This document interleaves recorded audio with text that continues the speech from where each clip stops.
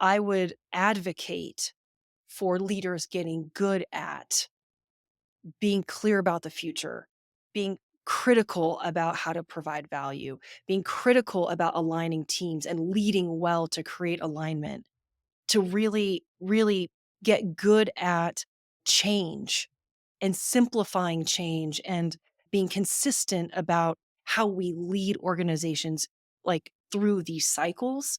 I think all of that stuff is best practices that transcends tech, and I think it transcends the next management fad.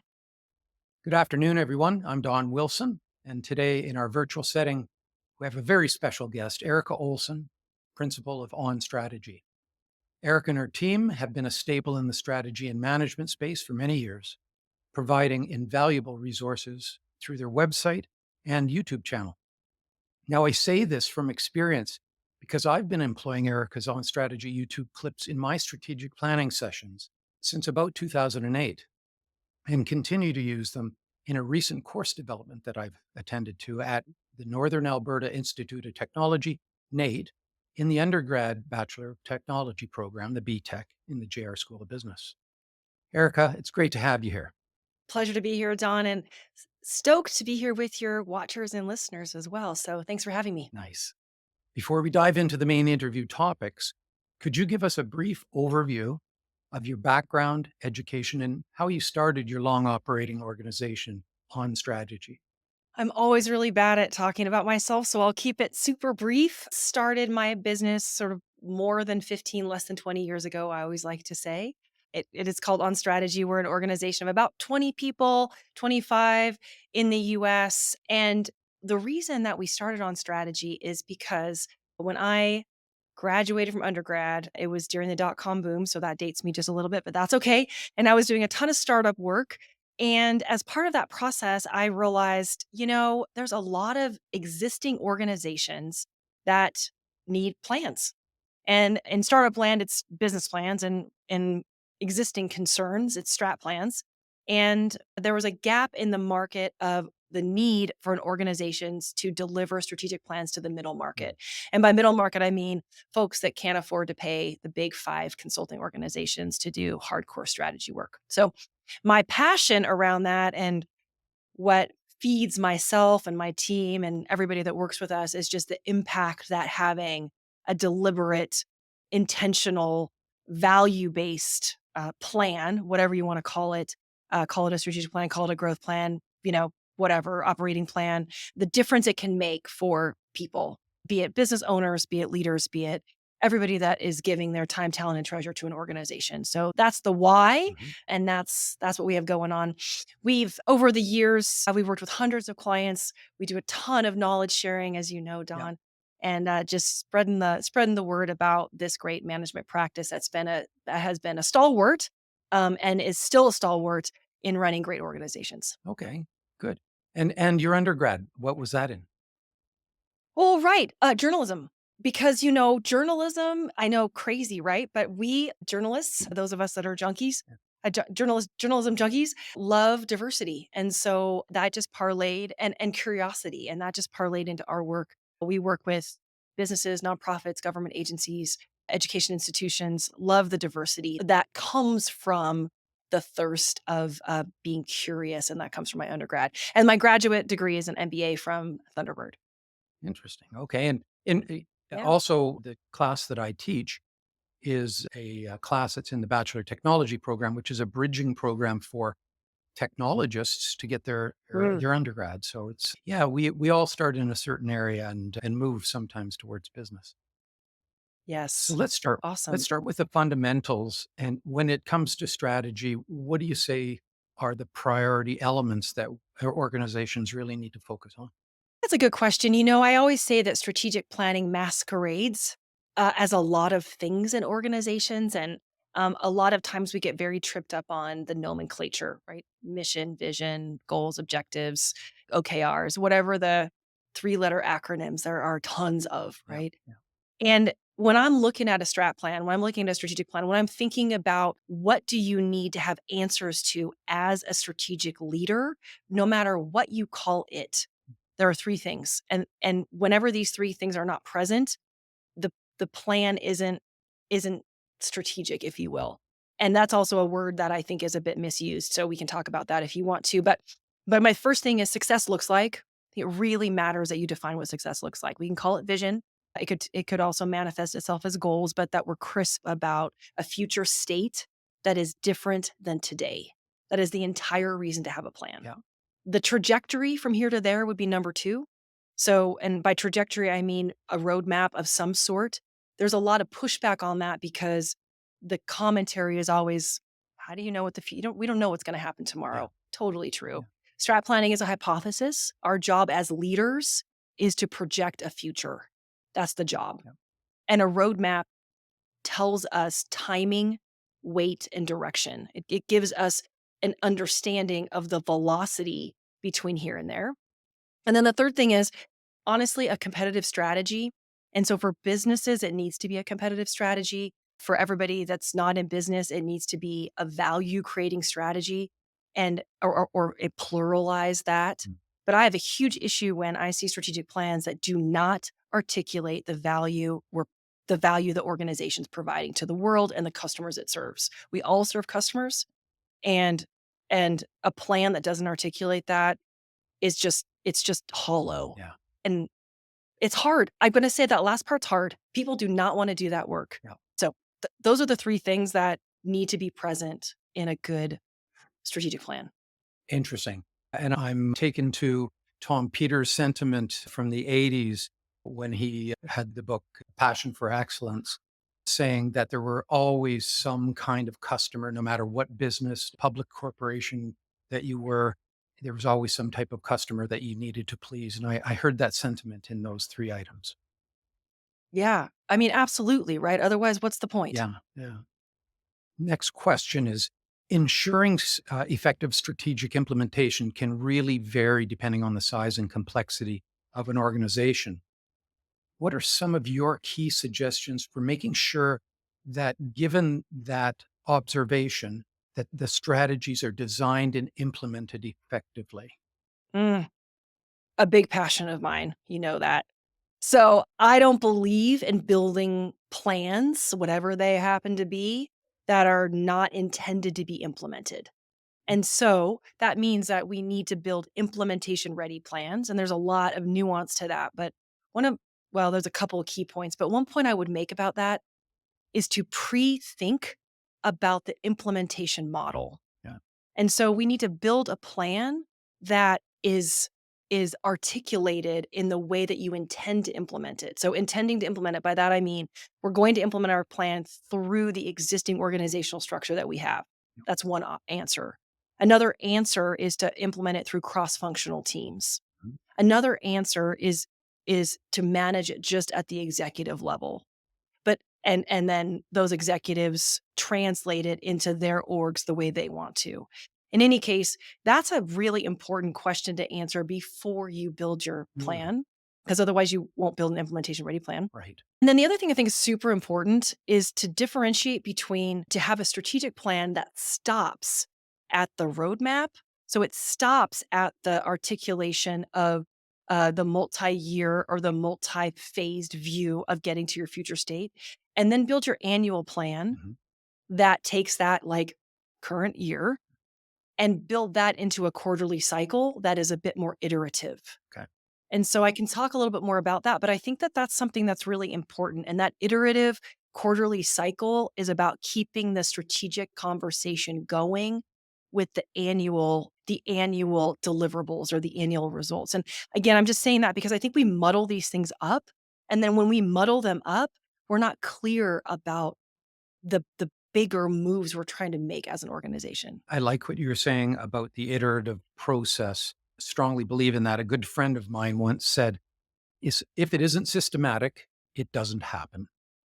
And so Yes. I tend to agree Yes. with that. Yeah. Culture plays a significant role in innovation. And I've noted that you are working very strongly in that direction of innovation. What Yes. suggestions do you have for leaders looking to influence their organizational culture to foster innovation?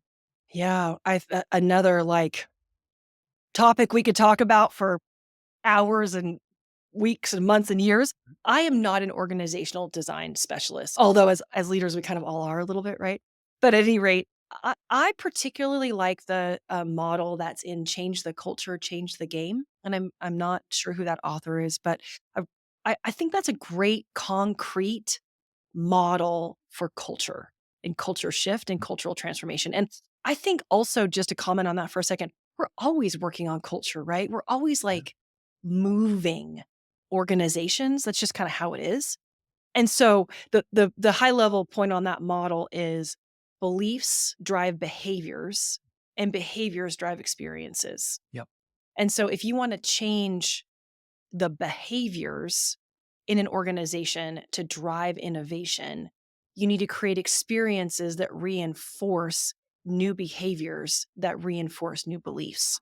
So if we believe that innovation is important and we want our teams to experiment, then we need to create experiences that reinforce that behavior, i.e., and not degrade that.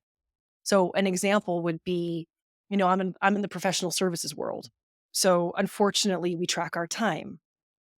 So if we don't in order to drive innovation and innovation requires trying and failing and trying and succeeding and everything in between, we have to create a way that removes the billable hour from a required result in order to drive experimentation.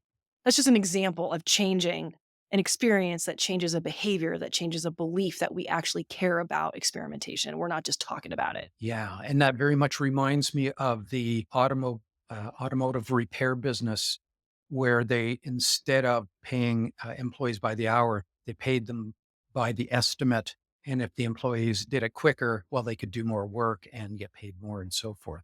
It's yeah, Exactly. Yes. that's Right. So that's that, but and so I think a lot of times, just like what you were just like that perfect example, I think culture is this amorphous thing, but at the end of the day, it's all about how our teams spend their time. yeah, yeah. And the And problem with that yeah, is, if you don't drive culture, culture's going to drive itself, and that might not be the greatest thing for your that's organization. that's Yeah. right. And you don't always see Yeah. it. Yeah. Now, so we're talking leadership here, and leadership styles in driving culture can greatly impact the organization. What's your opinion on the pros and cons of employing authentic leadership traits in one's leadership profile? I was thinking about that. And just for our listeners and our viewers, when you're thinking about authentic leadership, that also is a big Yeah. word. Tell me more, like, give me the double click in on that. Well, I think what I saw was, with my employees for many years, they could see that what I said, I meant, that I walked the talk, but Mm. maybe sometimes just being too open in my approach, it may have come off as less strong because I was putting myself in as a, let's say, a participative and servant type of leader. That's kind of where I'm Uh, saying pros and cons of it. Oh, I think that's so interesting. So I myself and my team and you as well have had the good fortune and the blessing to work with a lot of different leaders. And I I think that the servant leader, because we all believe in servant leadership, right? And you're right, the con to servant leadership is being wishy-washy, not definitive, too collaborative maybe, Mhm. which could also be construed as negative. Yeah. But I think that in the organizations that I have worked with that have excelled the most, Mhm. the leader is collaborative and servant leader to a point. Yeah. And it is those leaders that are decisive, of course, compassionate, but decisive. Yeah. And that's a difference maker. It's just a difference maker. We need people to lead, and we need our leaders to make decisions. Yeah, and I think as we're talking about this, I'm having some other thoughts as well. My mind went quickly to Hofstede's power distance, and it really depends on which country you're operating in as well. Because in Mm, Canada, mm. the Hofstede's power distance is very short, and same in the US, I think. And so it wouldn't be an S odd thing for a leader to be participative, whereas maybe in India or in Asia, different places in Asia, all of a sudden that's a much greater power distance, and so it would seem odd. Yeah, And interesting. That's right. yeah, and yeah, so Another huge topic. it Sorry, is, my it is. brain's going I know, all that I've separate I've spot. got these topics in a row where I'm thinking it's going to be just a few minutes of Yeah. your explanation is turning into quite an interesting conversation. But I'm mindful of our time here as well. With But Don, can I go back to one thing on that for just absolutely, a sec? yeah, So is as it relates to parlaying this conversation into the strategic planning process, which is a process about getting aligned and focused on where an organization is going and leading your resources in marshaling your resources in a direction, right? Like high level. It is true that it is a collaborative process to a point. So my message is always, look, we are setting up a voice, all voices are welcome process, but it is not a democracy. There will be a point where we are true, looking to the person in the room who has authoritative leadership to point the way and decide yeah, and to declare that, and not quite frankly to shy. People don't shy away from it, but they feel like they shouldn't step into that space. And so I wanna encourage our leaders to own that space when we need you to. yeah, yeah. And now we've separated authenticity from power. And those are Yeah. very, very different things. And thanks Yes. for that injection because I think that kind of answers the question very well in my mind. So, with the rapid development and advancement of technology, emerging technologies like AI, the subset of Mhm. large language models, and big data shaping the future of strategic planning, what should organizations be doing today to prepare for those changes? You know, from a little bit of the research that you did that we're going big into this space. And part of the reason that myself and my firm are going big into this space is because I believe fundamentally, even though we're in the hype cycle right now of I believe fundamentally that AI is going to transform organizations. And period. And it's gonna take some time, no doubt about it. And so I think it's gonna transform the strategic planning process, but I think also as facilitators of organizational transformation, how AI is a component, core, top level, whatever you want it to be, a driver of organizational change is incumbent upon all of us right now to ask and answer that question. And at its outset, my belief is that AI is a mission multiplier, Mhm. and our jobs as leaders of organizations is to multiply our mission, to ask ourselves, how can we have the biggest impact possible with the resources that we have? Because you're working in an organization that you believe is making a difference in the world fundamentally. And how can AI be part of that? And so that's all nice, 30,000 foot, like, great.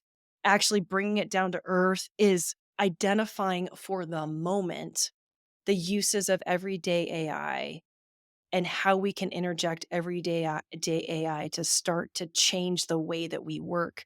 My approach, at least the work that we've been doing over the past 8 months in this space, is to simplify it down, to de-risk it, and to use it in a very small micro way to start to interject AI in micro tasks. And just to kind of just make it super simple, strategically, Mhm. if we save a couple hours a week from our staff, can we shift that time? How do we shift that time to driving more of the mission work that we want to do? So Thank that's kind of a lot, but that's that's my headline in terms of AI and AI transformation. Right, and I look forward to seeing some more of the, videos that you have with Yeah. the AI flair. It was a funny adage that Scott Galloway, I'm not sure if you're familiar with Scott, he's a professor at, NYU. He said, "AI is not gonna take your job, the person using AI is going to take your job." I thought it was Yes. such a good, Yes. saying. That's so true. I think, yeah, I mean, I guess, just to say this out loud too, over the past, I don't know, everybody, 6, 7 years, there has been a significant disruption in how we run organizations. Mhm, Whether it's AI, whether it's COVID, whether it's work from home, whether it's I mean, there's a series of events that have occurred that are like traumatic almost from a leadership perspective. And personally, if you ask me, when ChatGPT was commercialized, I was kind of like, I don't have the stomach for this. Like, I'm out. Like, I can't Sure. handle another thing. And I got it together. Yeah. I got it together because of that saying from Scott. I'm like, "Come on." Because it is not Sure. going to be if, it's when and how you grab the tiger by the tail Yeah. and use it to drive transformational change with the bigger idea of multiplying your mission Yeah. is an imperative. It just is. And another reason for an iterative plan where you're continuously your trajectory and so forth. Yes. But saying that, I mean, we had 2008, we had 2014. I was in the oil and gas business at that time. Then Oh gosh, then we have yes. COVID comes along, and I was one of those people who could never work from home, and I learned that I could. And, yeah, things change so much. Here we are, chat launches. I'm taking that one very seriously. I'm using, the paid version, the 4.0 version, and it's been very good to use as an amplifier, which is I think we're saying the same thing. Absolutely. Absolutely. So I'm just got a couple more questions for our wrap up here, and I'm wondering exactly which one should there we go. As we jointly attempt some magic in the crystal ball, what critical shifts do you see in leadership and strategy over the next decade that On Strategy will be watching closely? Now, I think I'm asking a question after the answer was already given, but let's see what your Yeah. nuance to that is. Goodness, that's a good I mean, uh, yeah, the crystal ball's fuzzy. I'm gonna just say it feels fuzzy. Mhm. You know what? I mean, there's a couple things with this, right? I think, so I explained my opinion about AI. Yeah. Okay, so we you under I mean, I think the world will be different because of that. However, let's go with and the the foundational elements of strategic leadership and strategic management Mhm. are the same as they have been. And I don't think that's going to change. I don't think we can call it different things. We can call it MBOs. We can call it OKRs. We can pick a three-letter acronym. All of those things we've seen over our lifetime. There will be another one. There will be another revolutionary thing, right? As we're going to say it, but it's all the same stuff. And as it relates to strategic leadership and strategic management specifically, Yeah. and and and in my work, I would advocate for leaders getting good at being clear about the future, being critical about how to provide value, being critical about aligning teams and leading well to create alignment, to really, really get good at change and simplifying change and being consistent about how we lead organizations like through these cycles.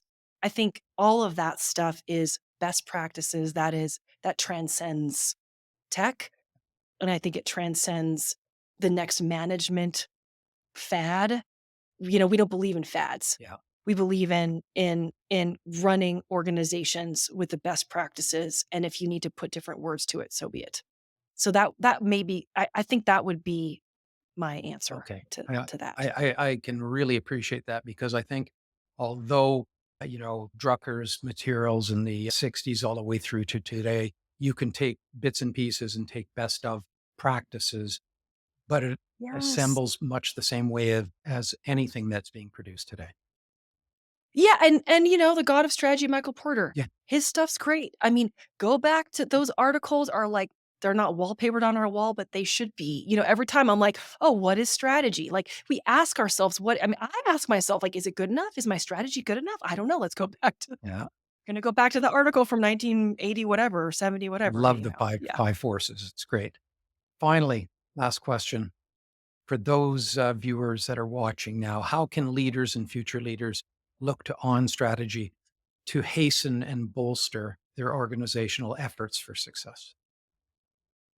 Oh, I love that. Thank You're you. welcome. You know, you can subscribe to our newsletter. We put one out every week, and we try really hard to take like, a small learning or a small tip or a small idea that you can grab and implement. And so I'm on this kick right now of there's so many things. We're so inundated with all the stuff we should do and all the ideas and all the, ways to be a great leader or ways to do whatever it happens to be. And I think those micro those micro ideas that you can put into implementation is a really n that's what we're working on, and we're trying to put that out in the world, so that's what you can look to us for. We're not always nailing it, but we're trying. Well, and it's the old adage, if you can just draw one thing from the learning, that's what we're looking to do, right? Yeah, Yeah. exactly. That's exactly right. Erica, thanks so much for joining us today and sharing your insights. It's been a real pleasure. And as you know, I've been watching your material for a very long time. So glad to have you on today. Thank you so much, and good luck to everybody and everybody listening. Here's to great leadership. Nice. Cheers. Cheers.